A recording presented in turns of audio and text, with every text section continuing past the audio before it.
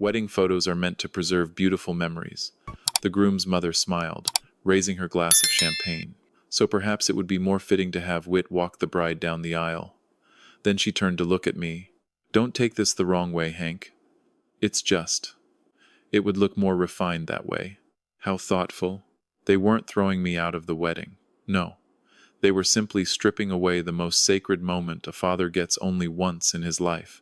Polite, tasteful, and cruel enough that the entire reception could pretend nothing had happened. A soft ripple of laughter, easy and unhurried, that country club kind of laughter, the kind that costs the ones laughing absolutely nothing. A moment later, the wedding planner came over. Mr. Dubois, your seat has been changed. They moved me all the way to the far end of the terrace, seated with the wedding coordinator and the girl who poured the water. They did it so gracefully, polite enough that no one would call it an insult, but clear enough that all 200 guests understood.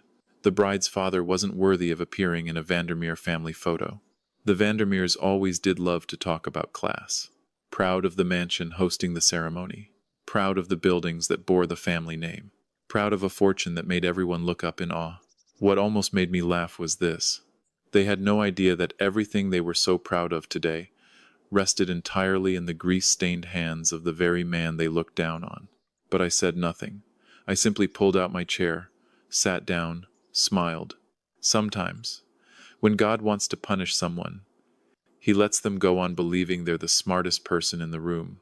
My name is Hank Dubois. I'm 58 years old, and I own a commercial mechanical company in Pittsburgh, heating, cooling, refrigeration, the big industrial stuff that keeps hospitals cold and restaurants running and office towers from turning into ovens in July. Dubois Mechanical. I started it out of the back of a rusted-out van with one other guy, and a set of tools I bought used. 30 years later, we've got 140 employees and a yard down in Lawrenceville, and I still drive a truck older than most of my crew's kids. I don't tell you that to brag. I tell you that because it's the whole story. Nobody looks at a man in work boots and thinks him. That misunderstanding is the entire engine of what I'm about to tell you. I grew up in a mill town south of the city where your last name told everybody exactly how much you were worth, and mine wasn't worth much. My old man worked the coke ovens until they wore him down to nothing, and we were the family the other kids weren't allowed to come over and play with. I knew what it was to be looked at like furniture before I was 10 years old. I knew the specific heat of a room where everybody's decided you don't belong, and I made myself a promise back then, a stupid little kid promise. Someday nobody makes me feel small again, and someday, if I ever have a kid, she never feels it once. Her name is Nora. She's 27, and she's an architect, which still makes me laugh. I spent my whole life crawling through the guts of buildings, and my daughter designs the ones that get crawled through. She's got her mother's hands and her mother's patience, and my stubbornness, God help her. And her mother isn't here to see any of this, which is the wound underneath the whole thing. My Colleen passed 4 years ago. Cancer, the fast kind. 11 months from the first bad scan to the last morning. She was the warmest person I ever met, and the toughest. And losing her taught me that there are exactly 2 things in this life that matter, and appearances aren't either one of them. Colleen made her own wedding dress. Did I mention that? Sat at a machine in our first apartment and sewed it by hand over 4 months because we couldn't afford to buy one, and it was the most beautiful thing I have ever seen a person wear. She kept it wrapped in a garment bag in the closet for 30 years. And about a year ago, Nora took it to a seamstress, had it taken in and brought up to date, and told me through tears that she wanted to get married in her mother's dress. I had to leave the room. A grown man standing in his own kitchen, undone by a garment bag. Remember the dress. It matters. Nora met Preston Vandermeer at a conference 2 years ago. He's 29, works at his family's real estate firm, and I'll be honest with you, I liked him fine at first. Quiet, polite, a little soft in a way I couldn't name yet, but he looked at my daughter like she hung the moon, and that buys a lot of forgiveness from a father. The Vandermeers are old Pittsburgh money, Fox Chapel money, the kind of family with a name on a hospital wing and a pew they've sat in for 4 generations. And from the very first dinner, I understood that to that family, I was a curiosity, a guy who works with his hands, invited to the table because his daughter came attached to me. The mother is Diana. And I want to be careful how I tell you about Diana, because a story where the other person is just a monster is a lie, and I don't tell lies about people even when they've earned it. Diana Vandermeer is 61 years old, and she has spent every one of those years terrified. I didn't understand that at first either. At first all I saw was the contempt. But I've since learned that Diana didn't grow up in Fox Chapel. Diana grew up about 20 minutes from where I did, poorer than I was, and she married into that world at 24, and has spent almost 40 years white-knuckled with the fear that someone would finally figure out she wasn't born to it. And nothing frightens a person like that more than someone who reminds them where they actually come from. I reminded her. Every time I walked in the room in my clean work shirt, I was a mirror, and she hated the mirror. So she went to work on me. Slowly. The way these things always happen, slow enough that each individual thing seems too small to make a fuss about. It started with the clothes. Little comments. "Oh, Hank, we're doing black tie, will that be? Will you be all right with that?" As if I'd never seen a jacket. Then it was the photographs. There was an engagement shoot, and somehow every time they arranged people, I ended up at the edge, or behind, or holding this for a second, would you? Then it was the way she introduced me. Not Nora's father. She'd say, "This is Hank, he's in air conditioning." In air conditioning. Like I fixed window units out of a pickup. She never once asked what I actually did, and that I want you to hear this, because it comes back around that incuriosity was the whole thing. She'd already filed me under help, and you don't ask questions about the help. If you've ever been the person in a room that everyone quietly assumes is staff, if you've ever watched somebody's eyes slide right off you the second they've decided you can't do anything for them, then you already know the exact flavor of that evening, and you know it doesn't leave a bruise you can point to. That's what makes it so hard to fight. There's nothing to hold up, just 1,000 small cuts and a smile on top of every one. I took it. For Nora, I took it. Because here's the thing I knew that Diana didn't. My daughter was happy. And a father learns early that his own pride is a small price for his kid's happiness, and I'd have paid a lot more than pride. So I smiled through the clothes and the photographs and the air conditioning, and I told myself it didn't matter, and I drove home to my empty house every time and talked to a woman who wasn't there anymore about how our girl deserved better than a father who couldn't take a little snobbery on the chin. Then came the engagement party. And that's where I have to slow this all the way down, because I want you in that room with me. And I was very much alone in that room, even though it was full of people. It was at their country club up in the hills, on a stone terrace overlooking a golf course, on a warm Saturday evening in early June. String lights, a quartet, waiters in white moving between tables with trays of things I couldn't pronounce. And I'd worn my good suit, the charcoal one, and I'd gotten a haircut, and I'd stood in front of the mirror at home that morning and thought, for one hopeful second, that I looked like a man who belonged there. Nora had worn a green dress that had been her mother's favorite color, and when she hugged me at the door she whispered, "You look handsome, Dad," and my chest just about caved in. I found my seat by the little place cards, and my card wasn't at the family table. My card was at a table near the service entrance, next to the wedding planner and a cousin nobody could place, angled so that the head table was mostly behind me. I stood there holding that little cream-colored card for a second longer than I should have. I told myself it was a mix-up. It wasn't a mix-up. Somebody had made a decision, and I knew exactly who. I sat down anyway, because a scene is what she'd want, and I don't give people what they want. The toast started after the salads. Whit Vandermeer Preston's father, a big florid man with a laugh he uses like a tool, stood up and welcomed everyone, and made a joke about golf, and everybody laughed on cue. Then Diana rose. She had that champagne flute in her hand, and she had the whole terrace's attention, and she looked out over all of it like a woman who had finally gotten everything she was owed. And she talked about family, about legacy, about the traditions that make an occasion like this what it should be. And then she looked at my daughter, and she smiled, and she said it. "Now, Nora, sweetheart," we were thinking, "for the ceremony. Wouldn't it be just perfect to have Whit walk you down the aisle? He photographs so beautifully, and it would tie the two families together so nicely." A pause, a little tilt of the head. "I'm sure your father would understand. I'm sure your father would understand." I want to tell you what happened in my body when she said that, because it wasn't what you'd think. It wasn't rage, not first. First it was cold. A cold that started in my chest and went straight down. Because in one sentence she'd said the quiet thing out loud. Not just sit at the back, not just in air conditioning. This was, You are not fit to be seen next to your own daughter on the most important day of her life, and we've decided a better-looking man will take your place, and we're announcing it to 100 people while you sit by the kitchen door." Somebody laughed. Diana's friend Corinne, at the head table, a soft little laugh into her wine, and she said something I only half caught. "Well, someone has to be in the pictures," and a few people near her smiled, the way people smile when they're glad it's not them. And my Nora's face. I've thought about my daughter's face that night more than I've thought about almost anything. Because I watched 27 years of a girl who was raised to be polite go to war, in real time, with a girl who had just watched somebody try to erase her father. Her cheeks went red. Her jaw set, "That's my jaw, that set. I've seen it in the mirror my whole life," and she opened her mouth, and I caught her eye across that terrace, and I gave her the smallest shake of my head. "Not now, baby. Not here." Because here's what I knew, standing at that back table, that not one person on that terrace understood. The angriest man in the room is always the weakest man in the room. I learned that 30 years of doing business with people who tried to squeeze me, cheat me, look down on me while they signed my checks. The man who blows up hands all his power to the person who made him blow up. If I stood up and said what I wanted to say, and Lord, I wanted to say it, then the story stops being.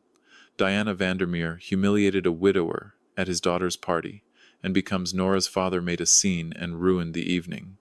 Diana would have loved that. She'd have dined out on it for a year. It would have proven every quiet thing she'd been saying about where I came from and what people like me are like. I wasn't going to give her that.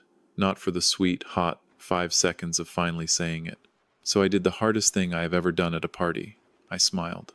I picked up my water glass, the one the girl had just filled, the girl they'd sat me next to like we were the same category of person.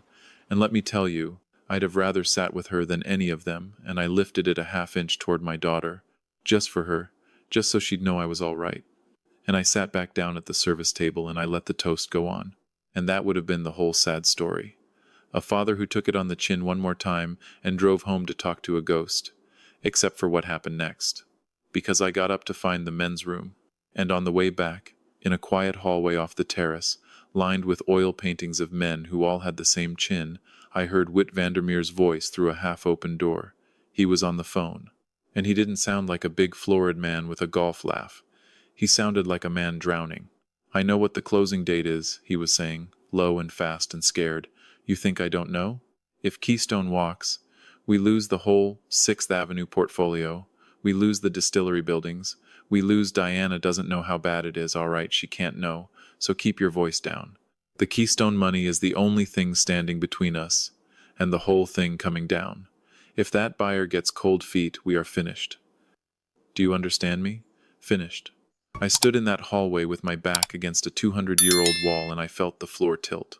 Because I knew the name Keystone. Keystone Mechanical Holdings. It's a company, and I own it. Let me explain, because it's a strange thing and I want you to believe it. When my company got big enough to start buying things, buildings, distressed assets, struggling firms, we could turn around my people, set up a holding company to do it under.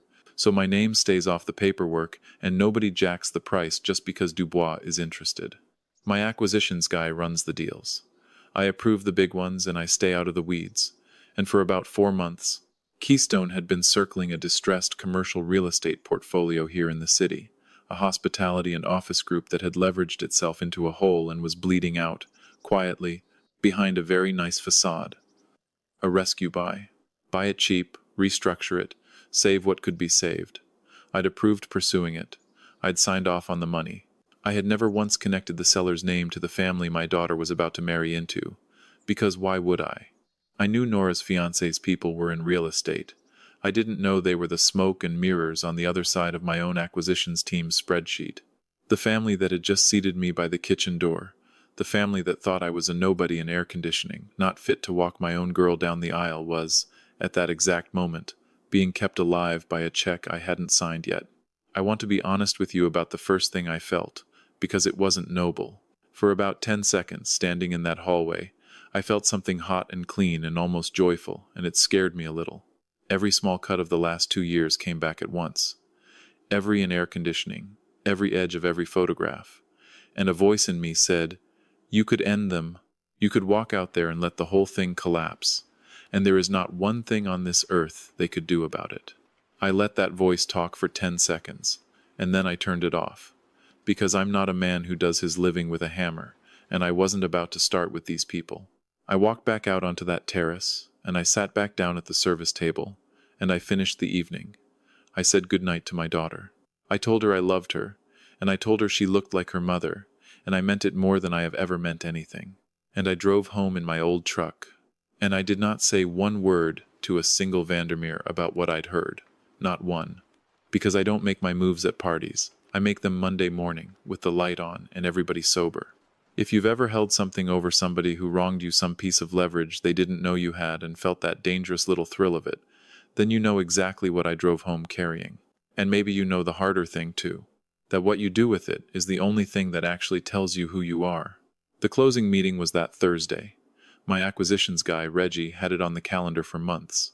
Downtown, a conference room 40 floors up, the Keystone side and the seller's side finally in the same room to sign. And I did something I almost never do. I told Reggie I was coming to this one myself.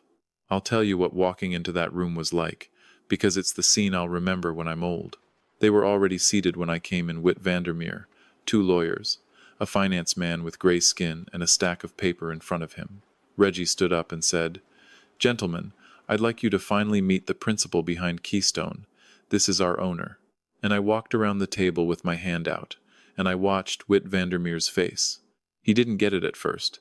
A big handshake, a golf course smile, pleasure, pleasure, and then his eyes actually focused on my face, and I watched it arrive. I watched the man realize that the owner of the company holding his family's entire survival was the man his wife had seated by the kitchen door and offered to replace at his own daughter's wedding 4 days earlier. The color went out of him, like someone pulled a plug. His mouth opened. Nothing came out. Nobody in that room said a word. The finance man looked between us, confused. Reggie looked at me, and I just held Whit's eyes, calm as a Sunday, and I said, "Hank Dubois, but I think you know my daughter." I let that sit. I let it sit a long time.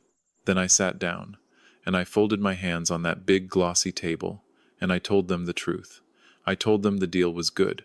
I told them my people had done the work, and the numbers made sense, and that under normal circumstances, I'd have signed it that morning without ever getting on a plane, and it would have saved their portfolio, and their name, and everything Diana had spent 40 terrified years protecting.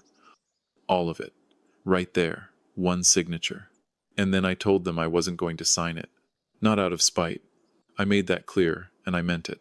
I said, "I've been doing this 30 years, and the single most reliable thing I've ever learned is that how a person treats someone who can't do a thing for them is exactly how they'll treat you, the second you can't either. I watched your family for 2 years treat my daughter's father like the help, and I believe you, Whit, I believe every word of it was your wife, and not you. But you sat there Saturday night while she offered to replace me at my own girl's wedding, and you laughed at the golf jokes, and you let it happen, because it was easier. And a man who'll let that happen at a party is a man who'll cut every corner he can when the money's on the line. I've got 140 people whose paychecks depend on me not getting in business with people like that, so this is a no." Whit Vandermeer put his face in his hands. "Now I want to give Diana her moment, because I promised you I would, and because it's the part that turned this from a revenge story into something I could actually live with. She came to see me. 2 days after the closing that didn't close, she showed up at my yard in Lawrenceville, Diana Vandermeer, in her good coat, standing in a gravel lot full of service trucks and welding smoke. So out of place it would have been funny if her face hadn't been what it was. And she didn't yell. I braced for her to yell. Instead, she stood there in the doorway of my little office, and she was shaking, and she said, "You've ruined us. You know that. You've ruined us over a seating chart." And I said, "No, ma'am. You ruined you. I just stopped paying to fix it." And that's when it happened. That's when the mask I'd been staring at for 2 years finally cracked, and I saw the frightened girl from 20 minutes down the road who'd spent her whole life running from where she came from. She sat down in the chair across from my desk without being asked, and she said quietly to the floor, "You have no idea what it took to belong there. You have no idea what they're like when they think you don't belong. I did everything. For 38 years I did everything right so no one could ever say," and she stopped, and I understood her completely in that second. She'd been so afraid of being treated like furniture that she'd spent her whole life making sure somebody else always was. She made me the help so she'd never have to be it again. I knew that fear. I grew up in that fear. I just went a different way with it. I felt sorry for her. I want you to know that. I sat in my office and felt genuinely sorry for Diana Vandermeer. And then I thought about my daughter's face on that terrace. And I said the only thing I had. I came from the same place you did, Diana. The exact same place. And I raised a daughter who'd never sit somebody at the back of the room. That's the whole difference between us, that's it. And I stood up, which is the thing you do when a conversation is over, and she understood. And she left. Understanding somebody isn't the same as owing them your name. That's a thing I wish more people knew. Here's how it landed. The Vandermeer firm didn't collapse overnight the way Whit feared. They found other money, worse money, money with harder terms, and they got smaller and quieter, and the name came off a couple of things it used to be on. They survived, humbled, which, for a family whose whole religion was appearances, is its own kind of consequence, and a fairer one than anything I could have done on purpose. And Preston quiet, soft Preston, did the one thing I didn't see coming.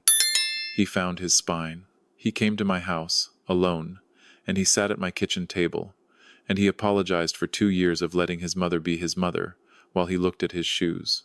And then he said, "Sir, I love Nora, and I know now exactly who she is and exactly where she gets it, and I want to marry into that, not away from it."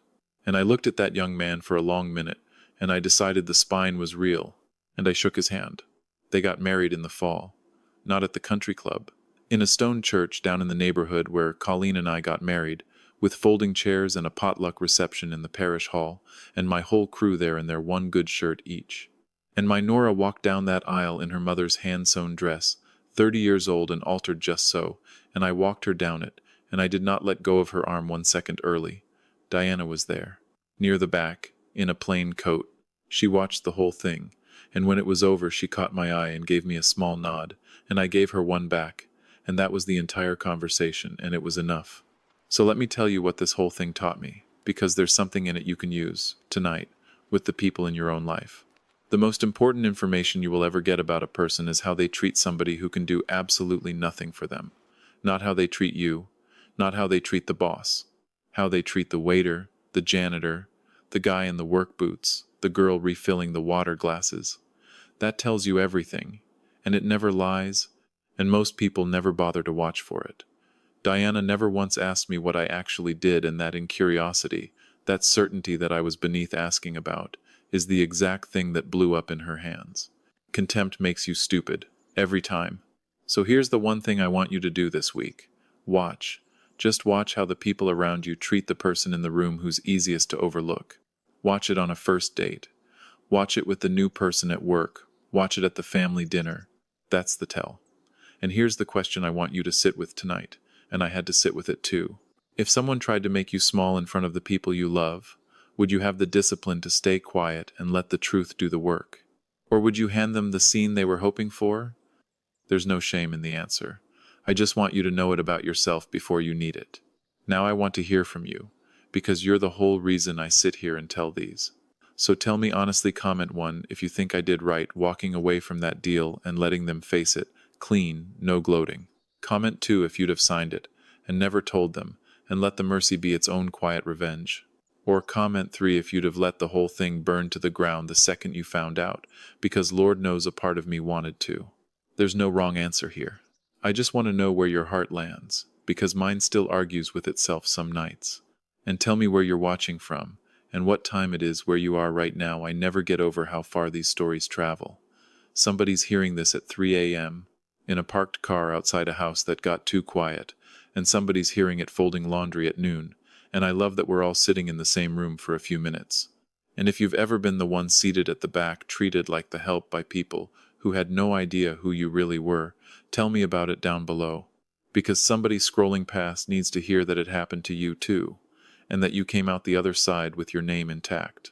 And if any of this landed on you the way I hoped it might, do one small thing for me before you go. Subscribe. That's the whole ask. Most folks who watch these never do it, and it costs you nothing, and it's the only reason I get to keep sitting here talking to you like an old friend. So if you're the kind of person who'd give up a fortune before you'd let anyone shame your kid, you're already one of us. Pull up a chair. I'm glad you're here. I'll see you in the next one. This is a fictional story inspired by real emotional experiences, fully rewritten and reimagined in Pittsburgh to create original content. Any resemblance to real people or events is coincidental.